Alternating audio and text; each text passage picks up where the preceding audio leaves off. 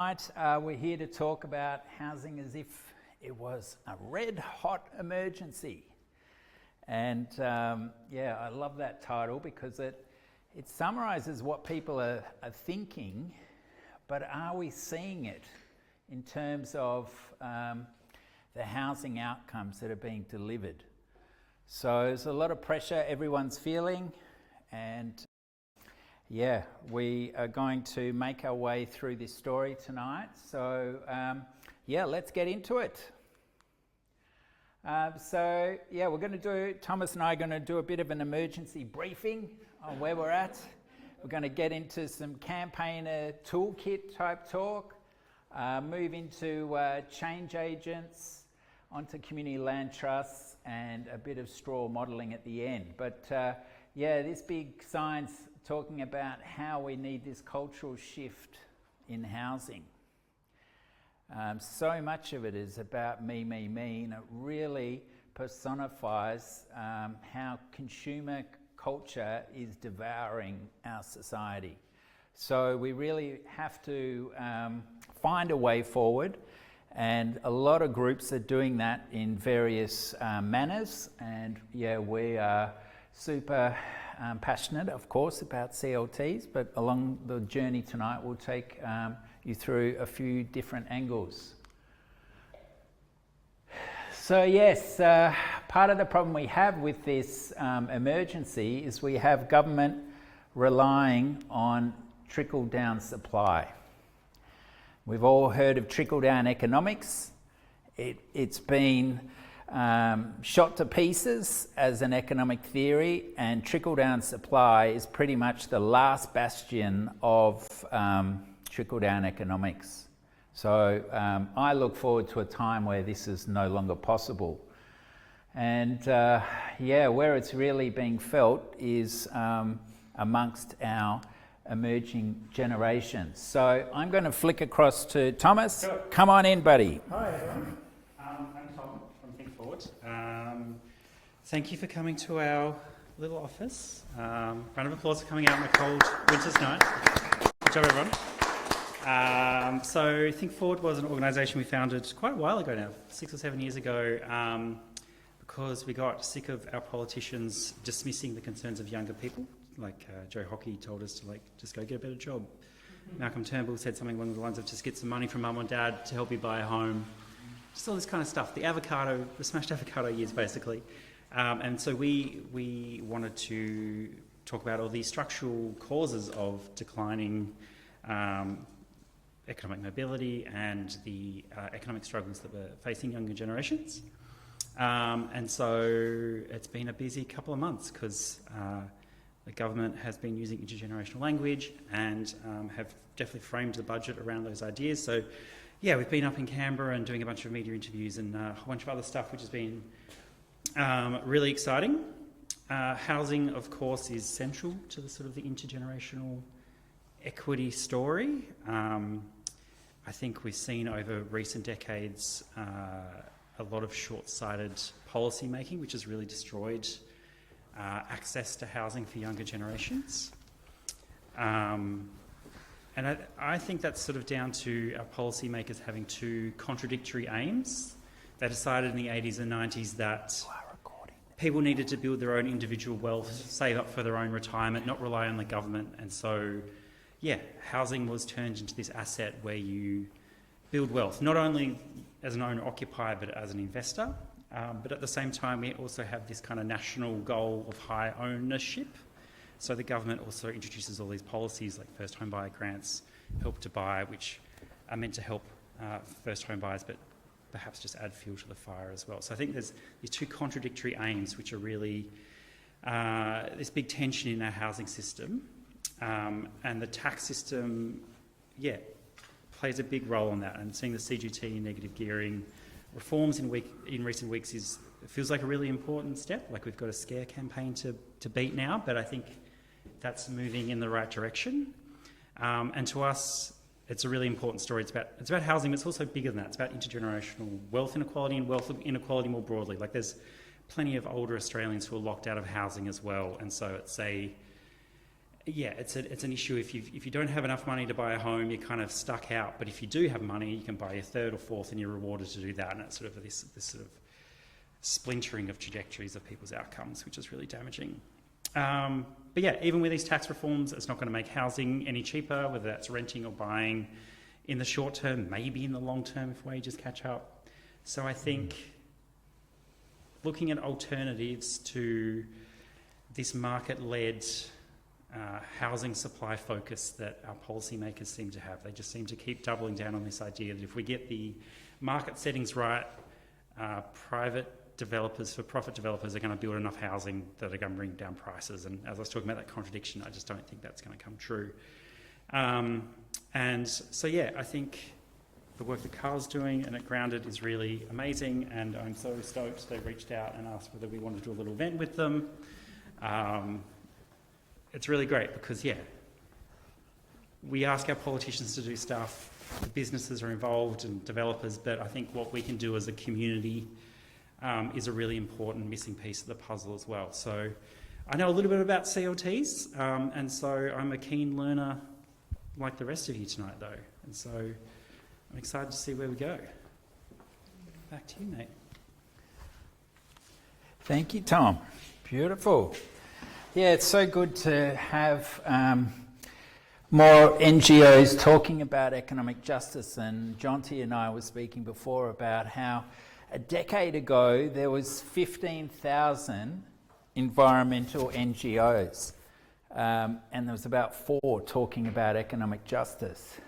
Now there's a few more coming through, and yeah, when you think about surviving day to day, it's not much fun when you've got an empty wallet on a Friday night. Is that freedom? And so I often joke, how much economic pain can people take before they really want to study the economic system and figure out why some people can make money in their sleep and others have to work 2 jobs just to make ends meet. So, yeah, the intergenerational pressures, I knew they were bad, but doing this submission just the other week that Thomas's group Help Inspired was just phenomenal to see how self-managed super funds have the ability to invest in any type of residential real estate. So the first come, first served, got to buy land cheap. Over time, they've been able to upsize and enjoy, and just when, you know, there could be some incentives to direct that funding towards affordable housing, when they were allowed to invest into residential, it was open slather. There was no direction in where that investment money could go. So hopefully in time we will change that. Yeah, because we're in this structural transition. So many homes are moving into investment and tourism functions. I live in regional Victoria, and poor old Dalesford has just been slammed by Airbnb. We've got master plan developers who are holding land and drip feeding it to the market, but the government's not saying much about that. And I'm really worried about this phenomena of investors grouping together and using what's called money partners. It's like shadow banking where they lend to each other. And now I've said it, hopefully you guys will all have your algorithms feeding you. Some dodgy property flipper will come through on your phone, and you'll be starting to see there's some guy in WA, he's got heaps of people to come through recently, and they work like a stable. And they lend to each other, get someone in, and it's almost like a Ponzi scheme. You can see it happening before your eyes, but you know, until recently, it's been open slather in terms of the tax incentives. But what really worries me is what's coming through, and it's not going to be long until people say, the algorithm, it ate my neighbourhood. It's coming to real estate, it's already here. And our national AI plan that was launched last December made no mention of it. So, yeah, it's like We've kind of got an emergency, or have we? And as of this May, 91% of Victorians live in a suburb where buying a 3-bedroom house will put a family on the median income into housing stress, with 32% in severe stress. There's 9% left of affordable properties all through the state. And it's a new little piece we've put together. We're starting to realise that the data we're making our decisions on is so heavily concentrated through real estate interests that we need another way to understand the story. So if you go to the website you'll see on the next slide, you can plug in your suburb and see how much it costs to buy in your suburb. So we're able to do that with rental, but not with on the ownership front. So what I've learnt in real estate over 20 odd years, battling for affordability, is that too often the big money, the deep pockets come in and see a gap in the data marketplace and take it over.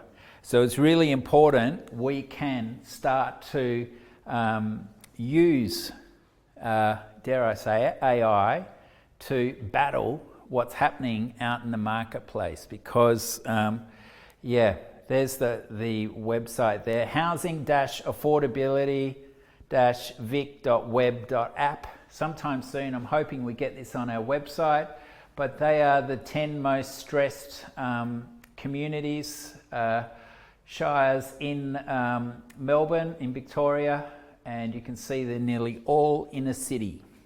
So unless you've got $1 million, you cannot live in town, and it's very much a subtle form of cleansing of culture. It's the market speaking though. So this report came out a few weeks ago called The State of the Housing System by the government's pin-up group, the National Housing Supply and Affordability Council, and guess what? They barely spoke about supply. And it just drove me mad. So I've got a few slides here, and then we're going to get on to CLTs. But I want to show you how you can use realestate.com.au to start to understand what's going on in your market. So here we are in Manor Lakes out in Melton. We've got a median price 659, up by 3.3 over the past 12 months. 358 properties sold, remember that.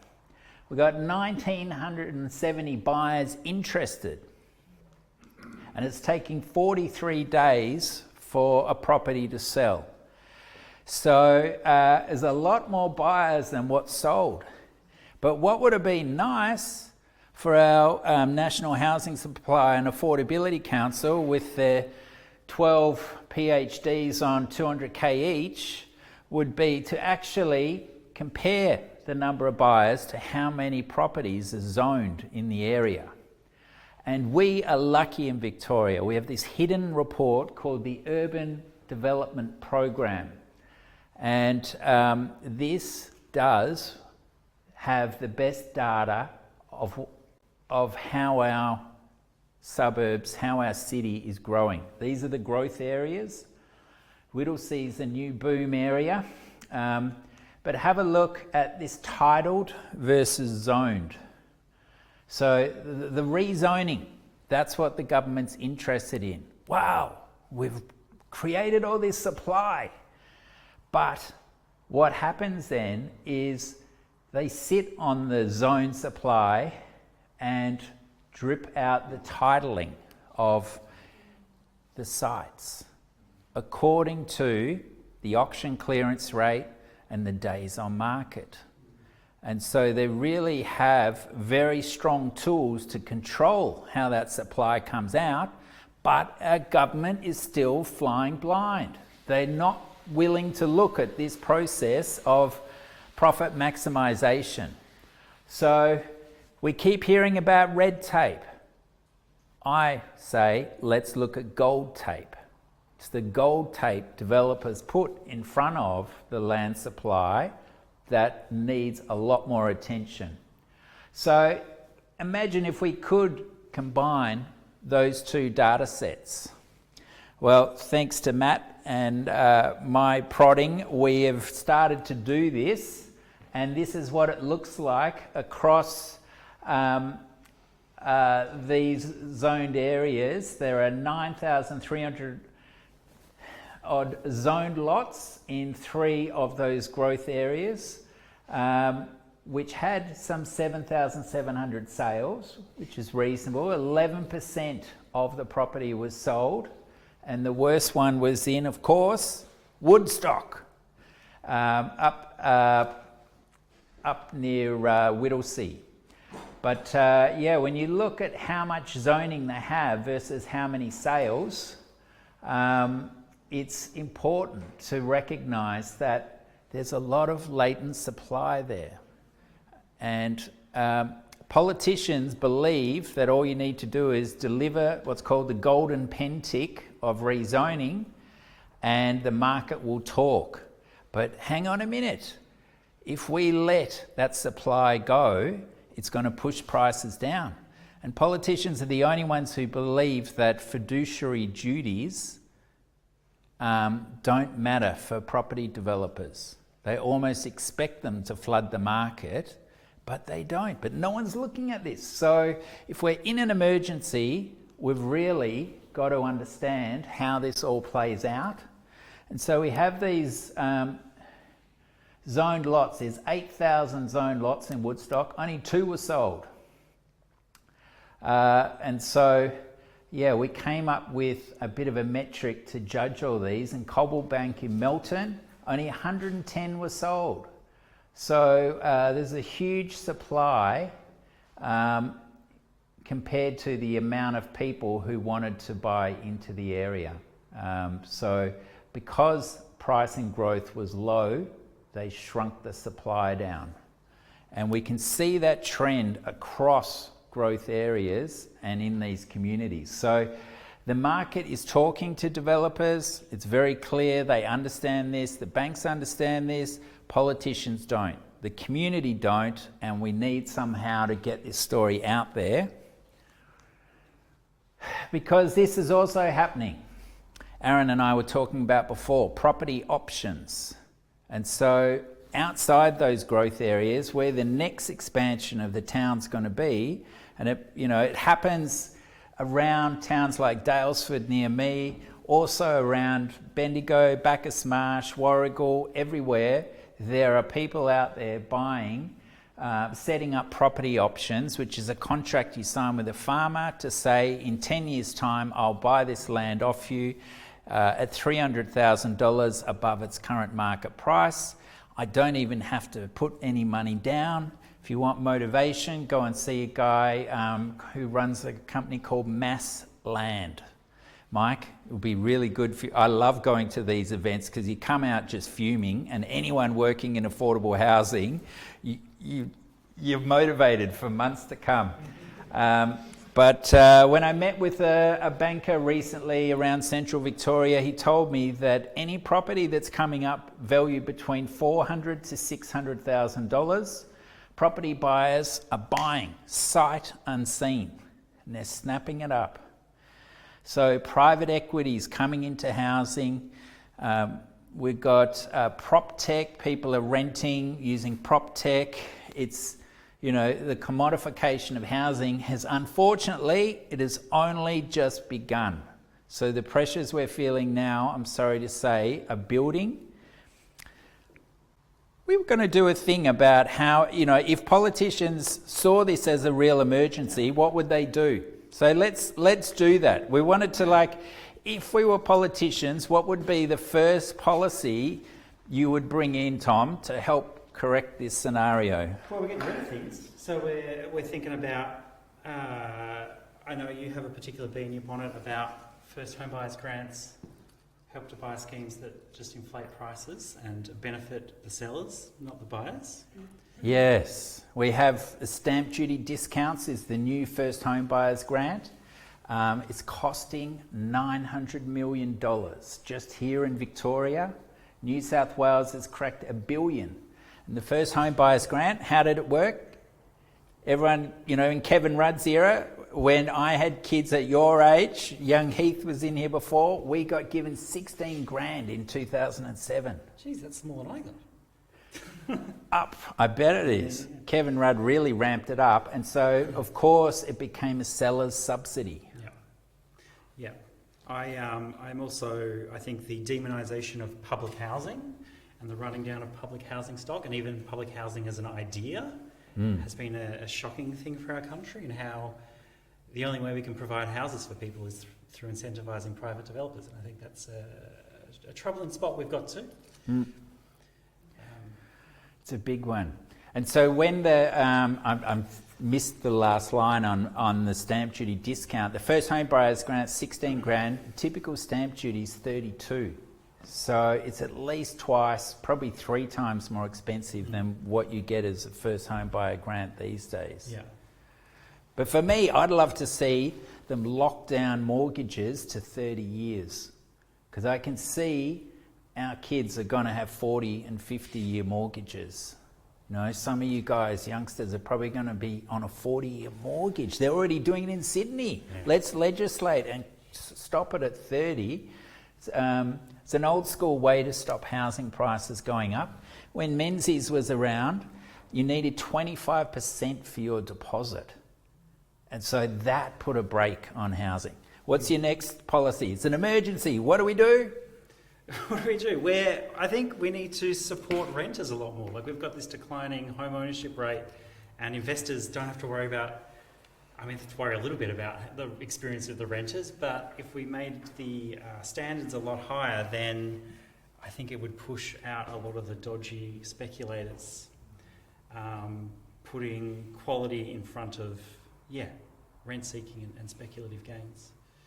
It's been very interesting. The sky supposedly has fallen in Victoria because we've done some of those changes. Rental growth has been a bit slower in our state from what I understand, so it hasn't led to the worst things in the world happening. I suggested before self-managed super funds and negative gearing, capital gains should all be channeled towards not just one owner. And this is the problem we have with so many of the government incentives. They only last for one buyer, and then the government has to go and find another 900 million to help the next bunch of people avoiding, getting a stamp duty discount. So if that was channeled towards CLTs and limited equity co-ops, that would provide the sort of money that's needed to provide an alternative to this market rorting system we have. Nice. What other policies would we do? It's an emergency. It's an emergency? I love the idea of just, if you're treating it as an emergency, you just build houses for people. That's, as opposed to this circuit, this route that we take where we've got to reward the developers and reward the investors who then might build houses if there's enough profit, and then maybe that housing will go out into the market, and this idea of the trickle-down housing market, as you said at the top. So a completely different way of thinking about housing as an essential piece of community infrastructure, and how we support new and innovative ways of thinking like CLTs. And speaking about the proud tradition of community ownership of really important assets, I think it would be a really great thing for our communities to understand. I'd love to get rid of interest-only loans. Get rid of them. It's the property flipper's number one tool. We don't really need it, particularly in real estate. It's gone. I like it. What else? We got any other new angles? Any from the crowd? Anti-money laundering. Oh, wow. It still can happen. The Henry Review said a very long time back that to recommend around real estate agents and lawyers in terms of knowing your customer and tracing the money. I think it's only been in the last 6 or 12 months where something is moving on that. But all the money can just flow through, and Australia's a great store of money because of its property protections. So if you're coming from a country that has a lack of security and your wealth can be taken off you, you park it where it's safe, and property is safe. It doesn't have to matter if it goes up or down, or if you lose 20%, you can get it. If you put $10,001 in a bank account, you've got to fill out 8 different forms. But if you turn up to an auction with a suitcase of cash, come on in.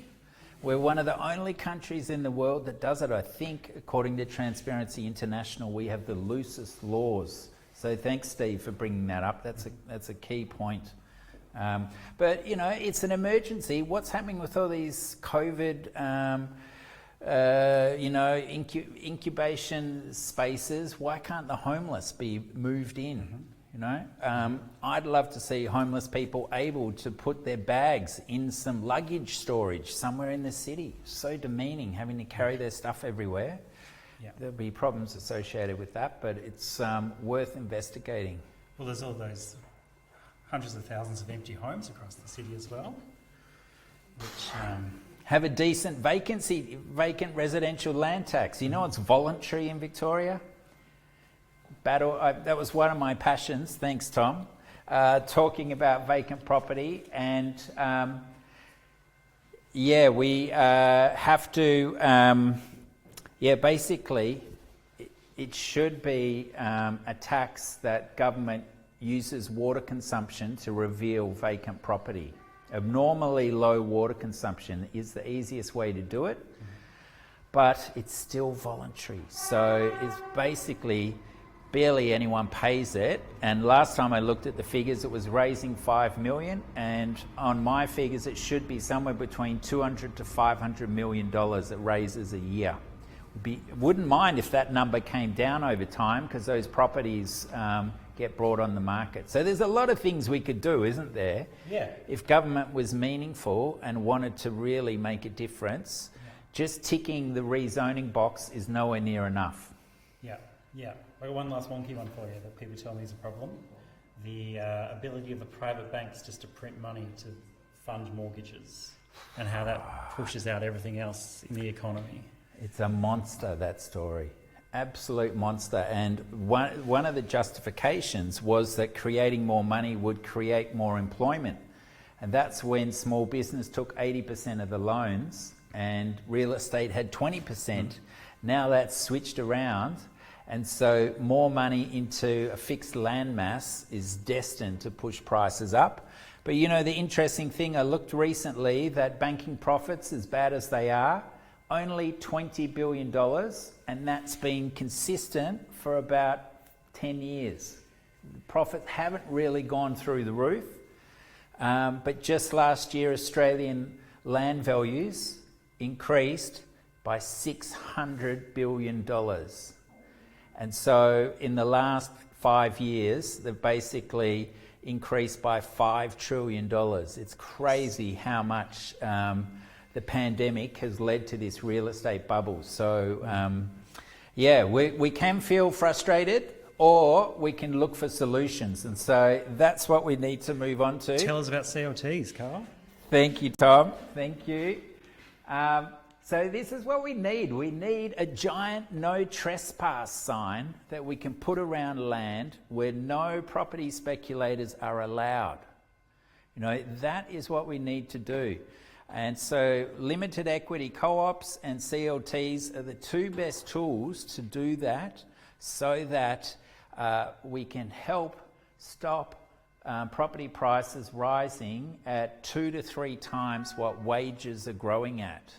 And that's what Alan Kohler put together in his fantastic quarterly essay a couple of years ago. And we need to really zero in on this. Now, one of the ways we can do it, you saw that property options map before of property options surrounding a city. And now they've got algorithms, they've got these property buyers. We need a way to leapfrog the land bankers. And of course, the UK has been doing this for 30 years. They have a concept called a community exception site. It's also called a rural exception site, and it's something that normally wouldn't get zoning for residential development, but because a farmer perhaps has got together with a local community group and spoken to some councillors. They go to the planning office and say, look, we want to declare this a community exception site. Can you help us provide some housing for our key workers so there's somewhere left to live? So this is what I'm calling quality supply. It's not supply, we need a better term. Help me come up with that, please, in the comments afterwards. Does that sum up affordable supply to come into the market? That's what we're trying to talk about, to justify losing a little bit of farm zone so we can have some affordable residential housing. The catch is that to do that, you've got to lock in perpetual affordability to ensure that it lasts for longer than one buyer. Now, what we're talking about with the CLT is something that can last 100 years. So, super important, and the UK has a special agreement for it, the S106. And of course, I'm going to say CLTs are the way forward because we can prioritise people, environment over profit. So hopefully you've seen this slide pre this event, but just so you know, this is the core aspect of a CLT, is that the trust owns the land and their number one job is to keep it affordable over time. Like, that is the key point. This is stewarding the land for future generations. So the resident only needs to borrow for the house. So that saves quite a bit of money. One of the other bonuses of this model is the tripartite governance scenario. So we've got 1/3 residents, 1/3 neighbours, and 1/3 retired politicians and civically minded people on the board. And so why that's important is because we end up with a situation often where the residents stack the board and in time try and remove the affordable housing elements. So that is really important because we're seeing it in America. Before community land trust was a concept called a land colony. And these were set up in the 1900s. And now 3 generations on, they're saying, wow, we're sitting on a gold mine here. Let's try and carve this up and make some money. You've got a good constitution and you've got a good tripartite governance model, they can't get away with that. So we're really trying hard to bring the best practices in land economics, in governance processes, the environmental design of the house, and hopefully with Jasmine's help at Urban Coop, the social dynamics as well, because that is one of the hard bits, living together. So here we go, we're talking about what this looks like in detail here. This is based on the Grounded in Affordability report, where we base this on Castlemaine land and housing prices. But we're going to use modular housing. Hopefully the resident only has to borrow somewhere around $280. And so deposit is much lower, and part of the deal is you don't have to borrow for the land from the bank, but you do have to pay a ground lease to the trust. So in a way, we're channeling the cost of the land away from banks and back to your own community. And that's called closing the loop. I hope that gets someone excited in the room. So yeah, we're very, happy to be able to say this will save buyers about 39% over time compared to an open market purchase. If I can get my clicker to work. Yep. Okay, so what does this look like for the community? Everyone's talking about community wealth building as a tool, and CLTs are one of the powerhouses in that space, because if we put 20 homes together and brought the savings together, there'd be about $308,000 extra to be spent into the local community. So that's a huge dividend that can help inspire local employment, wage growth. And over 30 years, it's, getting towards $10 million. That's fantastic. And down the bottom, of course, I get excited. Come on, government.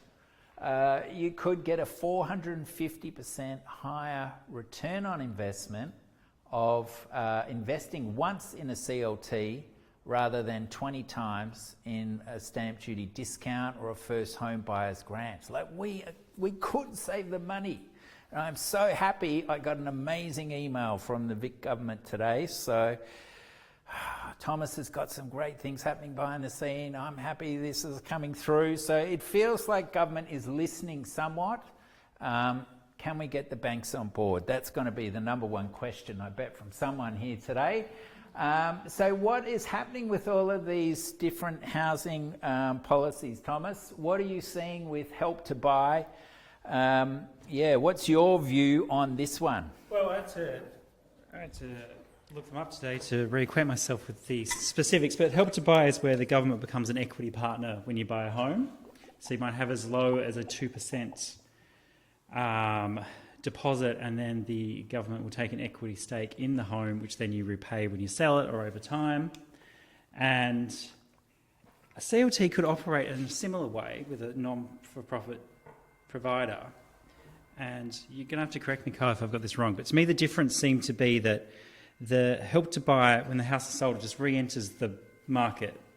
Whereas Absolutely. the CLT, the affordability is maintained over the long term because it's sold at a reduced price to the next buyer. Yeah. Nailed it. Beautiful. Look at me go. I'm a CLT expert already. The 5% deposit guarantee is the one where, this is helping, the government is trying to help younger people to get into home ownership, so they're letting them have a lower deposit. And the terrifying thing about that is the sizes of mortgages that people are taking on. We have one of the highest rates of private debt in the world, and that is got to be terrifying to the nation. And I think as people as well, that when you're paying, 40, 50, 60% of your income on housing, just for that basic human right of shelter, then that impacts your ability to do all kinds of other things, start a business, have a family, go and see your favourite band and have a few pints with your mates because you've got no money left over. I think this these kind of schemes which are trying to help first home buyers help the individual, but as a nation and as a collective, perhaps make us worse off. Anything else to add? No, that's good. Good. Yeah, lovely. What do you think, though, with the 5% deposit, Thomas? It has helped 250,000 people into housing, but it's cost something like $28 billion. It's a monster. No one's talking about that. It's like, wow, if we could just have a few million to get a pilot CLT up, we can start to demonstrate how much it could save government, how, we love here in Brunswick being near Ceres as a great community asset and see the amazing things that have happened from that. In Castlemaine, there's a place called The Mill. It's another beautiful, in a way, it's owned by a compassionate capitalist, but he's allowing people to do good things there and people flock to it. So how do we bring that into housing? That's what we're trying to talk about.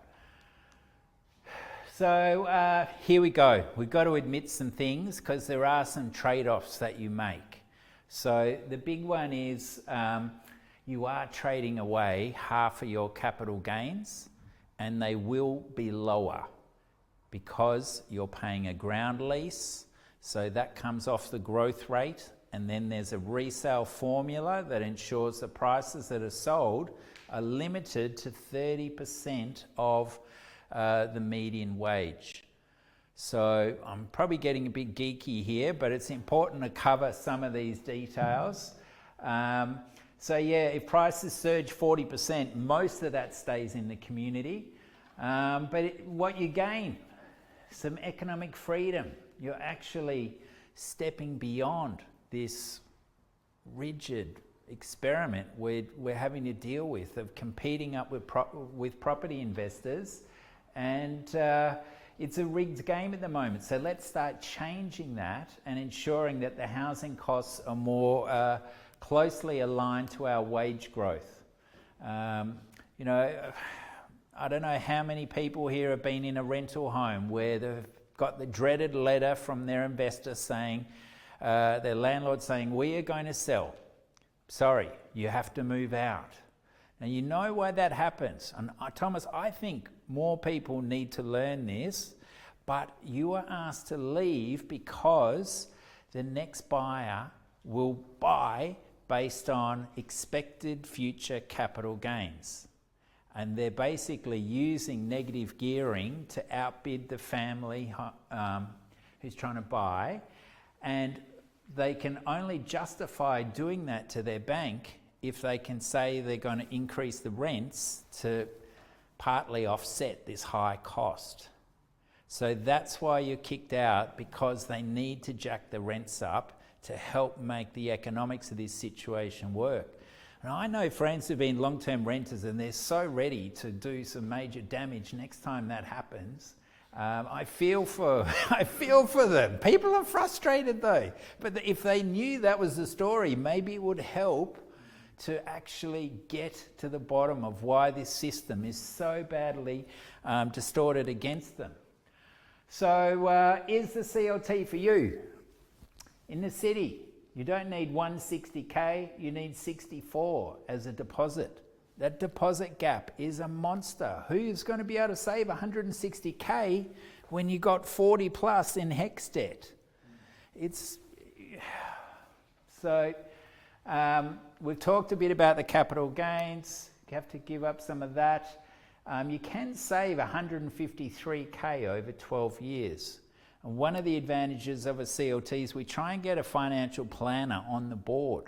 And so they try and help residents develop a financial plan so they can start saving a quarter of those gains and put them in some sort of, exchange traded fund and save up. So if they do want to leave the CLT, they've got savings, they've had returns on them, they're going to get moderate capital gains, but there's a pathway to move into the open market over time. And that's something we've worked really hard on, so that you're not trapped there.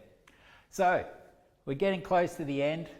Here we have an iconic Brunswick scenario. Anyone know the brickworks? What a pity. One landlord has owned it for 30 plus years. He's demolished the heritage. The land sits largely vacant. There's, opportunity around us everywhere where we look. There is land. We just walk past a car park just a couple of 100 metres away here, just sitting there. There's another one over here, just sitting there. And they are the predators that are sitting there with lazy money, leveraging off that to buy other investment properties. So we have to start thinking about where the next brickworks is. That is what we need. How can we start working together as a community to develop the structures so that when the next brickworks comes along, we have the ability to jump in and buy some of this land. So big picture thinking, but I'd love to see an Inner North Community Land Trust steering group. Anyone excited about that? We have worked so hard, Ames and I and Matt and our team at Grounded, to develop all of these different tools that you need. The feasibility, the constitution, the council briefing note templates, the campaigning tools, the legal architecture, whole pile of property law work, the governance. That is the thing that people get excited about who we're working with. How do we actually start this? Well, here you go. Here's the whole roadmap. We've got it for you. The funding prospectus and the land agreements. How do we do the economics and legal behind that? So, we're 4 years old at Grounded now, so we feel like we're starting to get some projects up and running. We haven't made any big public announcements yet, but I'm sure they are just around the corner. We've got one up near Maryborough that's looking very promising. And so, yeah, we've put all these tools together in this community advocate pack. We've got the 10 Friends Starter Kit. And yeah, I'm meeting with people all around the country every week, trying to come together as community members to take on this behemoth that's just storming through our communities.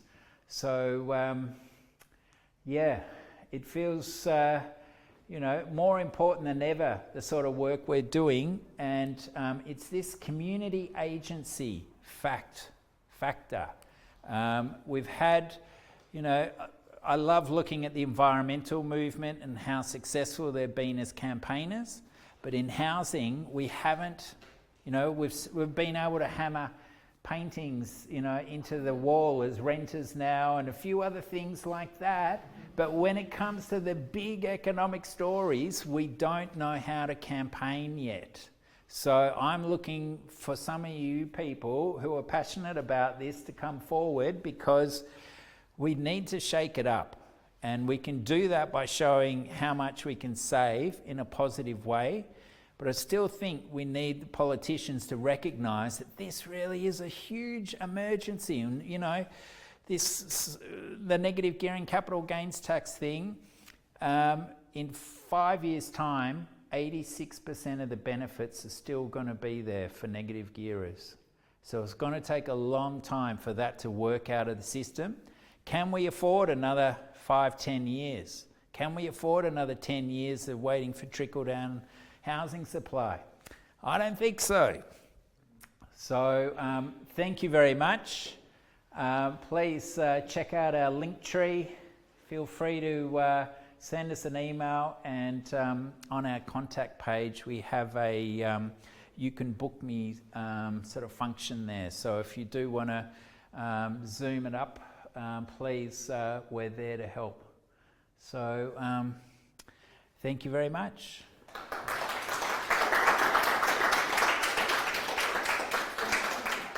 So, after all that, does anyone feel like, they could put some time together to work on a project like this, to start thinking, God, that vacant block of land I'm near, what do you reckon? Do I know someone who owns land? Anyone got any thoughts like that? Can I ask a couple of clarifying questions? Please, Mike, let's move on to Q&A. Yeah, if that's the point. Okay. So you're talking about maybe an inner north CLT, talking about land, and you're talking about government putting all this money into tax concessions, or be better spent supporting a CLT. So I'm just trying to kind of get my head around what the idea is here. One is, I'm interested in your minimum lot size in terms of land, in terms of feasibility of a CLT in the inner city, because that matters, especially in a place like Brunswick, because we don't have a lot of big lots left at the moment. And I'm interested in, you've mentioned the government misspending and misallocating money, or not taking money that could be spent elsewhere. Is this like an ask to the government at state or federal level to buy this imagined piece of land to get you started? Yes, and that's the sort of discussions we're having, is how can we get a pilot project up on vacant government land, vacant church land, ethical landlords. One of those three who's got some land, who recognises we need a long-term alternative instead of this one-hit wonder housing mentality we're in. But the minimum lot size, that's a very good question. Depends on the density bonus that's allowed for affordable housing. With floor area ratios and so forth. But what... Can we clarify that or not? Well, In terms of planning? in terms of planning, yes. There's nothing? No, there's no policy. I thought the state government had a floor area ratio that they've rolled out in inner city areas to support. No, it's not in. It was an opportunity to put in the schedule for the activity centre zones, which the department did not want to take up. So none of the activity centre zones that have already been gazetted or any of the future ones are likely to have any mechanism specifically for affordable housing. Okay, well... Do I sound happy about that? No. Well, it's the same with the inclusionary zoning that was announced last December. We've been trying to get in on what is the rollout of inclusionary zoning within a master plan community or within an apartment block. Still very much a voluntary type scenario. Government's talking about mandating something, but there's still no regulations on the table. So, do you want me to tell you what's going to happen there? Go on, tell us what's going to happen, Mike. The regs will be... the Department of Minister's Office really didn't, even though they kind of accepted it because there was a deal in the upper house with the Greens to get the Planning Environment Act amendment bill through, but I mean, they don't really like it. They don't like this inclusionary zoning kind of head of power that's in there, but they have to do it. But there's a committee that has to go through and create regulations. Yep. That's going to take longer than it should, but at this point, it might be the middle of next year where we'll begin to see what that is in the public sense. They have to have it all finalised by October 28th, 2027. After that, each local government needs to actually have planning scheme amendments to put through, which will actually operationalise inclusionary zoning. I'm sorry, I'm taking up a lot of time here with technical detail. It's important. But we all celebrated seeing that head of power in the Planning Act in terms of affordable housing. There's a bit to do to get to a clearly broad mandatory scheme as against the voluntary scheme that we've been working with. Great. Well, thank you for that insight. We've developed a balanced contribution rate policy paper that we're trying to get through. So I'd love to share that with you and see what your opinion is on that, because we need to get in on this game because we know the developers are in there, and I'd love to see the minister's books on how many meetings they have and how balanced it is between the developers and the community groups, because it's hard, I dare say. All right, well, let's do a few more questions. Anyone else got a question? Can I get you to use this microphone so our good friends on Zoom can hear it? Thanks, Jean. Do you want to stand up and just... Sure. So is the whole purpose of a CLT around only housing? Because if, say, so I've bought something recently, but I'm trying to figure out, it needs to be a farm first. That's my intention. But then the housing is part and parcel of that because, I think that it could serve the community very well. But then because of planning permission, you want to make sure that it doesn't, that councils don't go, you're trying to do something else with this site. And so I think it's just trying to figure, and ironically, are you in the same Mount Alexander Shire area? I'm in Hepburn, just cool. next to you. Oh, actually, all right. So, supposedly progressive, more so. But I think, I'm trying to understand the CLT purpose, and what else you can embed in it as opposed to just housing. Yeah, lovely question. That's like a free hit. Because that's why we moved to the countryside, was to try and establish a community land trust on our land. And because we're in a farm zone, in an environmental corridor, we can't do it.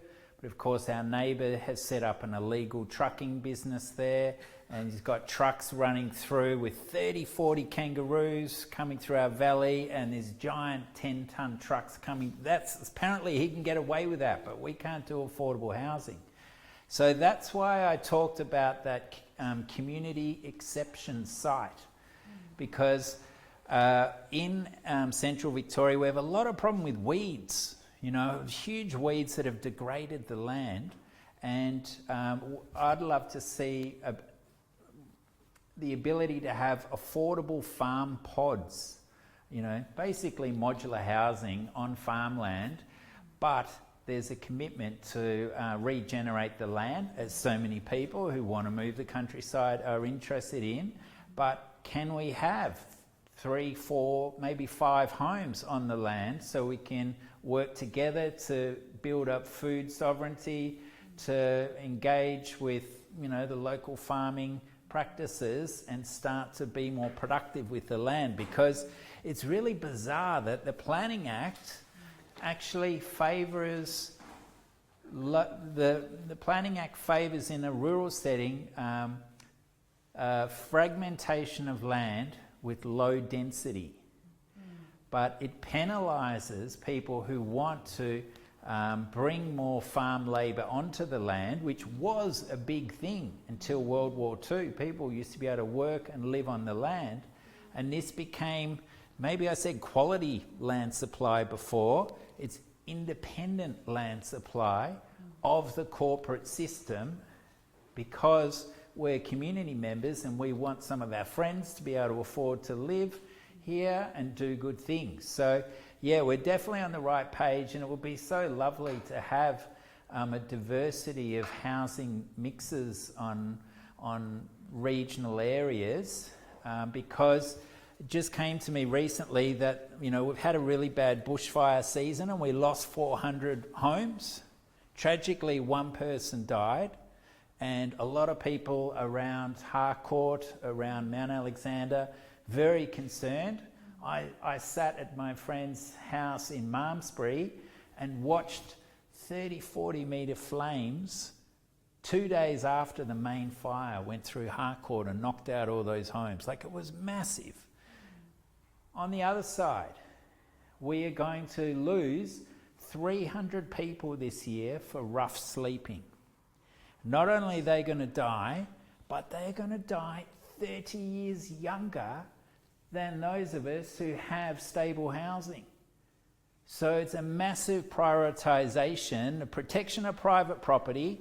We can't build in bushfire endangered zones. But, you know, Carl, you guys are grounded. You've got to go and buy land off the land bankers surrounding Daylesford and reward the typical ex-football club president, as they all own land around their towns, and pay a fortune for it and then lose money so you can do what government can't do. It's like crazy that that's how some of these subtle things within the Planning Act are reducing flexibility. So on our website there's a op-ed I wrote after a presentation to the Planning Institute of Australia called From Speculation to Stewardship, talking about some of the new planning tools. All right, let's get a couple more questions in. I better do short answers because we all need a new glass, don't we? Okay, Jasmine, then Aaron. I've got so many questions running around my head. I'm just going to pick out the one that is sitting at the top, which is around, okay, so we're not buying the land, so someone's basically paying for the building and development of the house, and therefore I only need a mortgage of, say, $280,000, as you had on the slide before. Yeah, none of the mainstream banks will actually give me that mortgage because my name is not on the property title. So what discussions have Grounded had to date in regard to enabling the people who might be interested in CLTs to actually be able to access those mortgages? Because at the moment, there is no financial product Yeah. you can access to buy a house without the land under it. And there's plenty of multi-occupancy and co-op-owned developments around Victoria, New South Wales and Queensland, and you simply can't get a mortgage to buy them. You have to have cash. So how does that solve the issue? How are you going with the financial? Yeah, I knew that would come up. It comes up every time, and it is super frustrating because, yeah, we are trying to break through. We're looking for different angles, but we do have some hidden evidence of this practice occurring in Australia. And guess what? One of them goes back 100 plus years here in Victoria. It's called the Mildura School Lands Trust.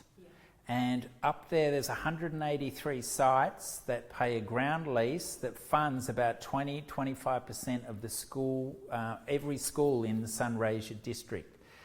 There are, boutique mortgage brokers who do that, but they're hard to find. We're still trying to zero in on that. The other one is the ACT land rent scheme. That's been running since 2007, and 2 banks lend to them. Beyond Bank and I think might be Bendigo. So a different land titling system. it's very much similar though. It's a fee annual instead of a fee simple contract around the title. So yeah, we are trying to get the dedicated loans officer, particularly from our friends at Beyond Bank, on board. So yeah, we're trying that. We're also looking at some other areas, newer frontiers. Land Trust in New South Wales that are making some progress and Got to get. almost certainly obtain land and are going to progress. They have, as I understand it, don't take this as gospel, they've decided to build the buildings, and the Community Land Trust is going to own the land and the buildings, which seems counterintuitive to the idea of a community land trust. Where's that one? There's a couple in New South Wales. Yeah. Yeah. So they've had to make that really big decision to go about it in a different way than what they thought they were going to. What's your understanding around that situation, or is there a benefit in the community land trust actually owning the buildings as well? Well, it means a bigger debt profile. So they must have some philanthropic backing, or, the thing that inspires us is what the Castlemaine Institute drove, where they put out community debentures and raised $2.3 million to buy a commercial property in the middle of town. So it's an example of the community recognising we've got to come together. We can't rely on the corporate structure. We can do a lot when we work together. So I think we're going to see more of that coming through. We're really also passionate on this concept of universal ownership risk. And this is a concept where those businesses that are so big, like our big 4 banks and our big superannuation companies, are open to the booms and busts of the economic cycle. And so it works in their interest to help deleverage some of that. And that's what land is the biggest issue in terms of our boom-bust cycle. So our colleagues in the Northern Hemisphere benefited from the Norwegian Pension Fund, which is funded out of oil rents. It's their sovereign wealth fund. And they got some lending that way.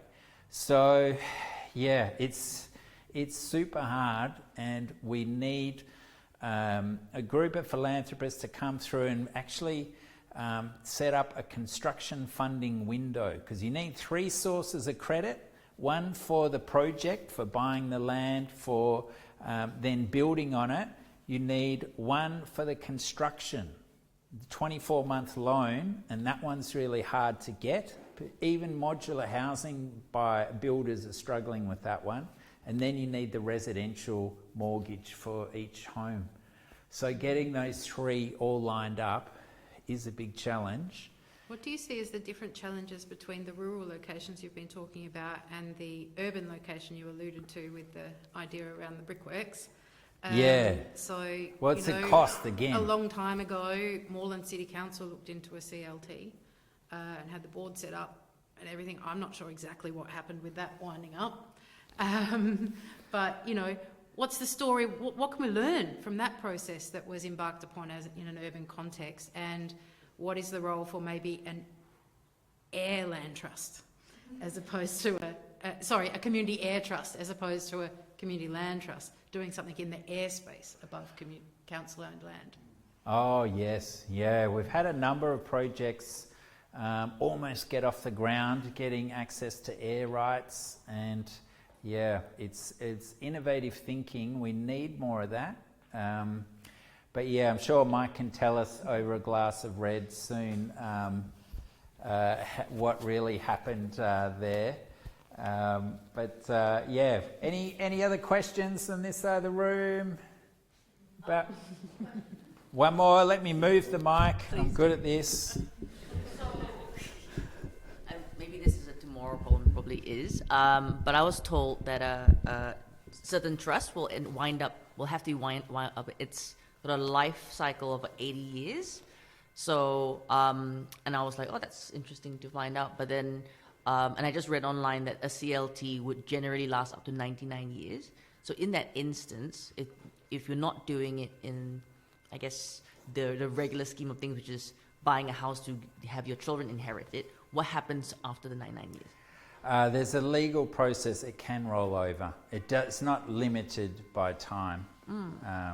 Yeah, I need to know more detail on that. But for example, the leasehold system in Canberra was 99 years, and the government just legislated that it could roll over, and they did that 10 years before that time.